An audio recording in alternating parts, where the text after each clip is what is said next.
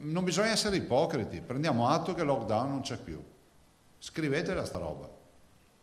Io non sono incazzato con le imprese, vi dico semplicemente com'è, perché è inutile che ragioniamo di lockdown a livello nazionale e l'uscita dal lockdown, ma non c'è più lockdown, ragioniamo del fatto che comunque se è un tema sanitario non c'è più lockdown e quindi siccome non c'è più dobbiamo ragionare in un'altra maniera. Capire come aprire quelli che sono rimasti chiusi. Per il governatore Zaia bisogna riconsiderare il punto di partenza. Complici le autodichiarazioni in prefettura, molte imprese nell'ultima settimana hanno riaperto i battenti. Un dato di fatto, dice Zaia, evidenziato anche dall'aumento del traffico. Il problema semmai è garantire un piano di riapertura per le attività soprattutto commerciali rimaste chiuse, piano che non può prescindere dalla liberalizzazione del mercato delle mascherine. C'è un'ordinanza che prevede la confisca di tutti i dispositivi che non sono indirizzati alla sanità. Secondo voi un imprenditore compra un container di mascherine per vedersele confiscate? No. Io ho visto il nostro piano per la ripartenza. Si basa sui dispositivi, ma se non hai dispositivi che piano è?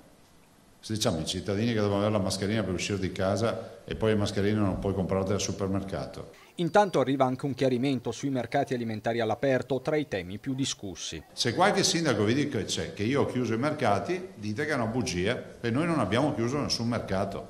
Se poi c'è qualche amministratore che ha difficoltà a gestire diciamo delle norme minimali, allora è un altro discorso, ma non si dica che i mercati sono stati chiusi. Ma ci sono anche le buone notizie, come l'ospedale da campo arrivato dal Qatar, per cui si sta cercando la location più idonea, nella speranza di non doverlo mai utilizzare. Sono già arrivati 22 ingegneri, che abbiamo già qui, sempre dal Qatar.